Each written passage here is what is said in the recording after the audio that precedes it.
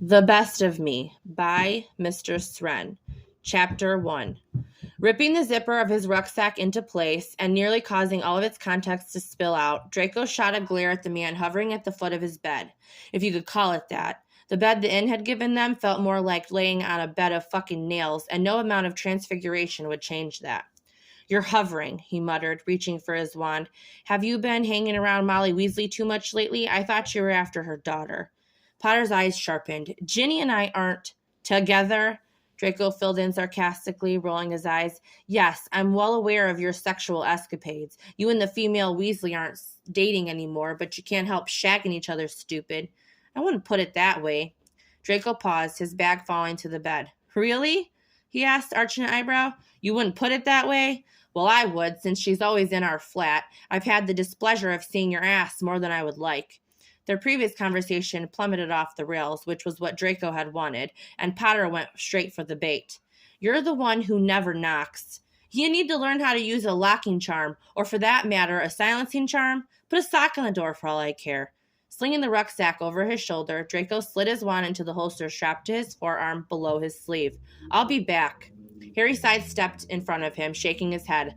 Malfoy, don't do this. You got the same memo as I did. Robards wants us on that portkey in an hour. There's nothing to find here. Nothing but... Pushing past him with the slam of his shoulder, Draco spat. Nothing but ghosts? His features shifted toward pity, and Draco took another step. If she were anywhere, she would have found her way back to us, Potter murmured, raking his fingers through his hair until it stuck up in all different directions. Hermione would have come back to you. We've been over this. Pausing at the door and tracing where it was splintered, hair fell into Draco's eyes. Spare me the speech. It's nothing but a monologue with you, and I've heard it enough. The floorboards creaked under their combined weight as Draco made his way down the rickety set of stairs, and his partner rushed after him 2 steps at a time. I'll meet you back at the ministry after I'm done. He'd reached the lobby before Harry's hand clamped down on his shoulder and ripped him backward. Draco jerked away from him, a sharp insult close to rolling off his tongue. You may have stopped searching, and I get that, but I'm not going to stop. Not today, not tomorrow, and certainly not any day that follows. Harry shifted his weight, his hand limp at his side, even though it twitched toward his wand. She wouldn't want this for you.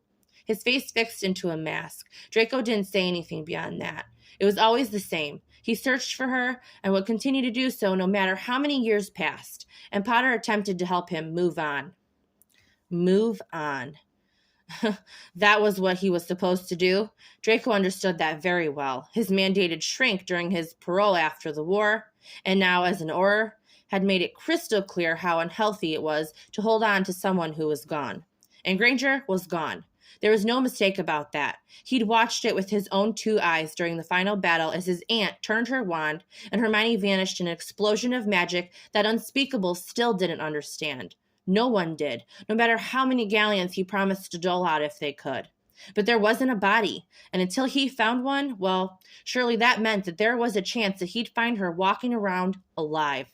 Only there were a million things wrong with that, and Potter would list them if he was allowed to. She would have never left us, Malfoy. Not you, not Ron, not me. Not everyone who loved her. That didn't change the fact that the innkeeper had recognized her. It might have been the smallest shred of recognition, and it might be another useless dead end that sent him into a spiral, but it was there. His hair hung in front of his face, void of gel, and the file in his rucksack weighed more than half of its contents combined. I'm going, Draco repeated, the toe of his boot dragging along a crack on the floor. Catch the portkey, and I'll meet you at the ministry when I grab the next one out. His partner groaned, nodding his fingers in his hair. What do you think the chances are that she's here, honestly? Refusing to meet Potter's eyes, Draco contemplated stunning him so he could walk away without an argument. Each second they spent quarreling was another second he lost. It might be nothing. Is that what you want me to hear me say? He snarled. Draco turned on his heel and stormed out of the inn, leaving the door banging against the wall in his wake. Malfoy! Leaves crunched beneath the footsteps that followed him. I'm not your enemy here. If you say there's a chance, then we go. I'm in. Draco watched him, his glare sharpening as Potter blinked several times. I thought you were worried about Robards. He wants us on another mission by this time tomorrow, Potter grumbled as he fell into step beside him. If I go back alone, he'll be that much more difficult when you land in the DMLE. If it's both of us, I don't need a keeper. Then he'll let it go sooner. We're partners. When Potter had said he was in, it apparently came with the stipulation of carrying on a conversation that Draco didn't want to have. Neither did Harry, not when they'd had it already so many times before. We've looked everywhere, he began quietly, and a branch snapped below his boot. We followed down your lead, and no one knows her or recognizes her photograph. Draco released a heavy breath, staring down at the well-worn photo in his hand. It was a moment frozen in time. He remembered it well. The safe house in the middle of the war they'd spent far too much time after the raid on Malfoy Manor. His jumper slid off her shoulders, a tad too large on her delicate frame. She was grinning. At him. At something he'd said. Draco couldn't even remember what it was anymore. Back then, they had been living as if each day could be their last. From the start, he never imagined being trapped inside of a safe house with her after destroying Horcruxes went to shite. For all their talk of living like each day would be the last, he'd never expected to lose her. She was so inherently good that it should have been me. Potter sucked in a sharp breath and laid a hand on his shoulder. No, it shouldn't have. You can't think that. Anyone who knows about the two of us thought that, Draco countered, crushing a leaf under his foot. You must have too. His counterpart stiffened, and it was all the answer Draco needed. Wait. Harry shook his head. When Hermione disappeared, I wanted her back. I would have given anything to make it so, but I wouldn't have sacrificed you for it. I can't keep doing this. I search for her everywhere. I know. Chewing his lower lip, Draco admitted, I see her everywhere. Harry bumped shoulders with him. You're allowed to miss her, forever if you want. At some point, though, he trailed off, you have to accept that you're not going to find her. It's been 6 years. Draco knew that. There were only so many reasons Hermione wouldn't have returned, and none of them were good.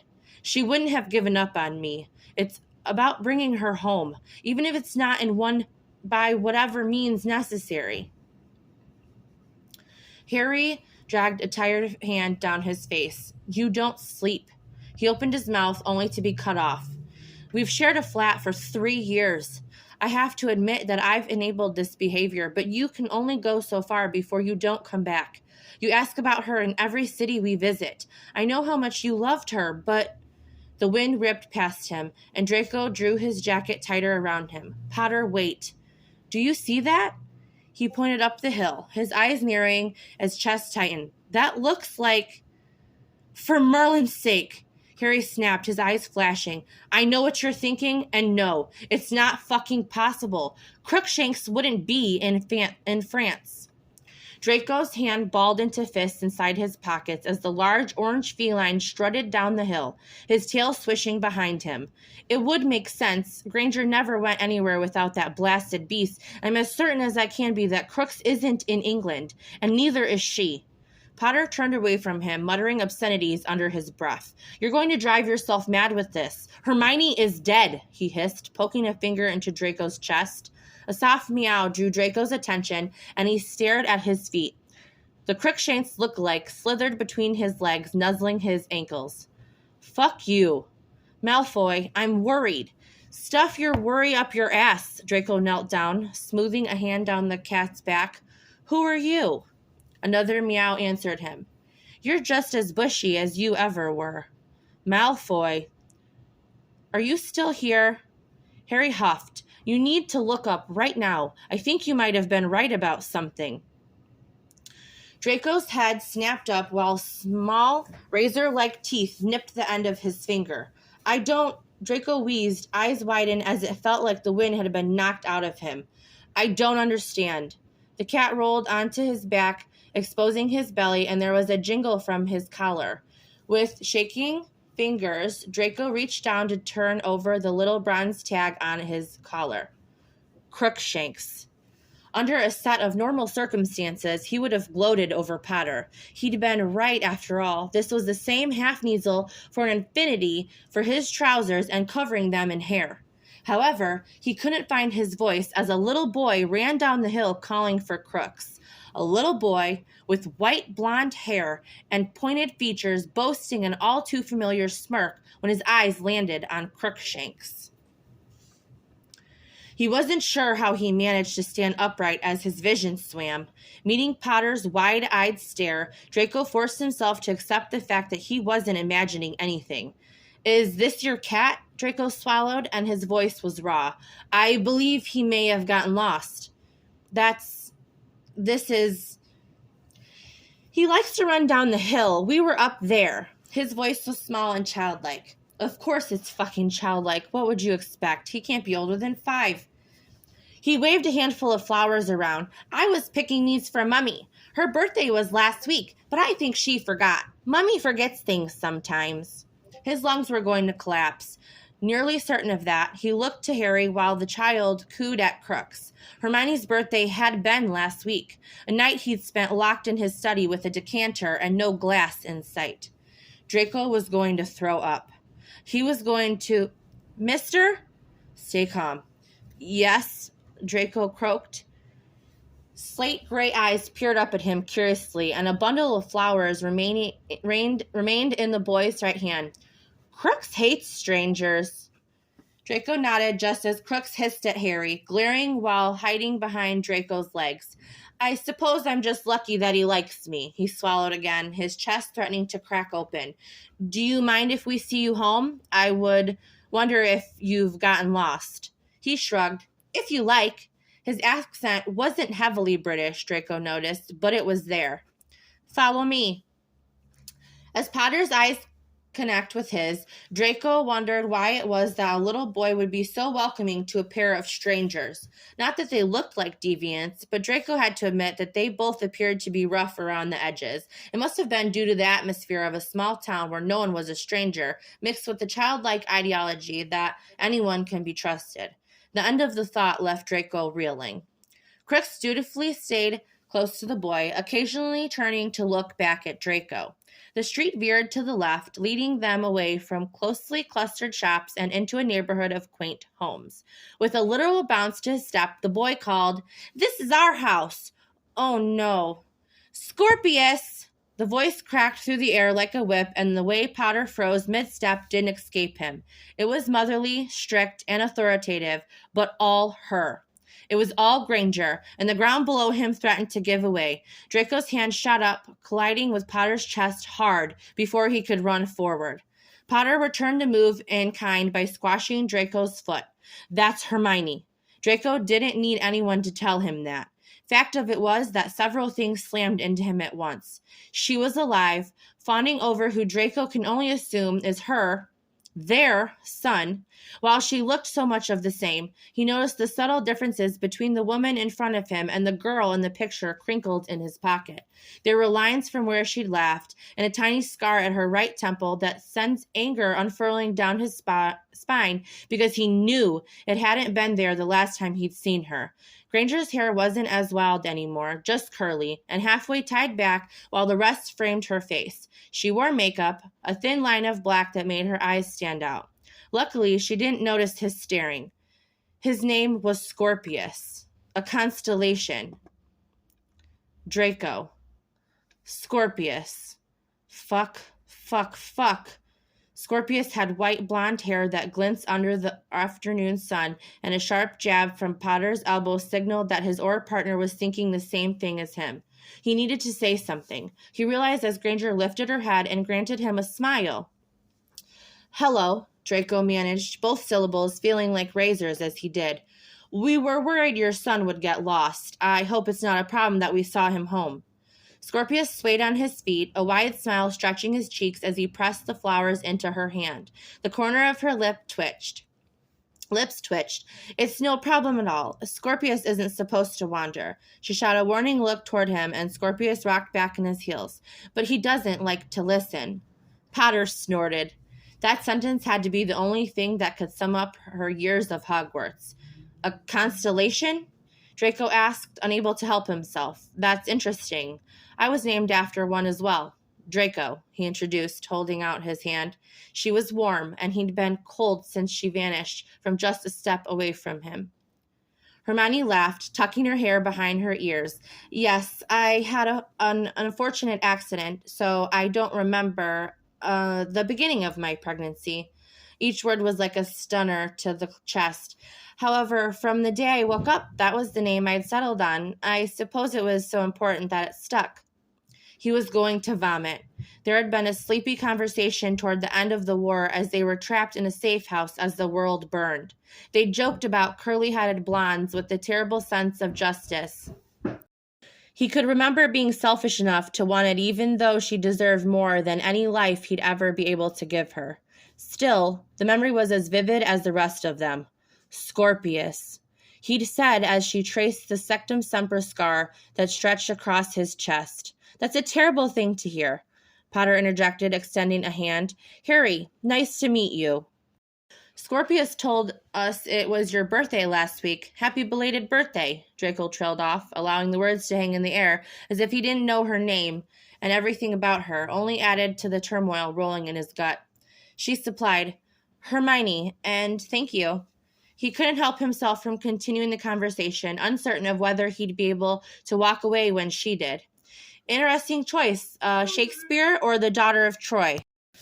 Unsurprisingly, Potter only looked confused by the question. She faltered, her eyes widening at the comment, but then she grinned. Shakespeare, I'm sure. Hermione said, the daughter of Troy fled, which was quite brave, and I'm the complete opposite.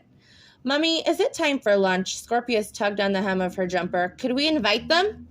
She looked from her son to them. If you'd like to, we have room. Hermione breathed, a smile curving her lips. Potter swept in, his wand digging a hole into the small of Draco's back. We can't, unfortunately. We're due back in England, and we're about to miss our flight, Harry explained easily. Thank you. Just a question, Draco interrupted. Before we go, I'm actually looking to move here. Are there any homes available for sale that you know of? What? Harry hissed under his breath. She didn't think him odd at all, which was fortunate. Just the home across the street and down the way. It's been abandoned for over a year. Draco nods. Thank you. It was lovely to meet you both. Each step that carried him away from them felt like blocks tied to his feet, but Potter didn't give him the chance to turn around. Look, I know you want to run in there half-cocked, but we don't know what we're dealing with. We need to get back to the DMLE and talk to Robards. Draco knew that. She's alive. With a short flick of his wand, Potter enshrouded them in a silencing charm. She had my son. Harry dipped his head weakly, nodding. Yeah, she did. Draco's knuckles were a stark white as he sank to the ground, his hands clenched, and he imagined his face looks just the same. That's my son. That's Granger, and she doesn't remember me. Harry's words were far away as he pulled at the grass, hot tears stinging his eyes. Hermione Granger, Gryffindor princess, literal golden girl, not brave? It's the most ridiculous thing he's ever heard.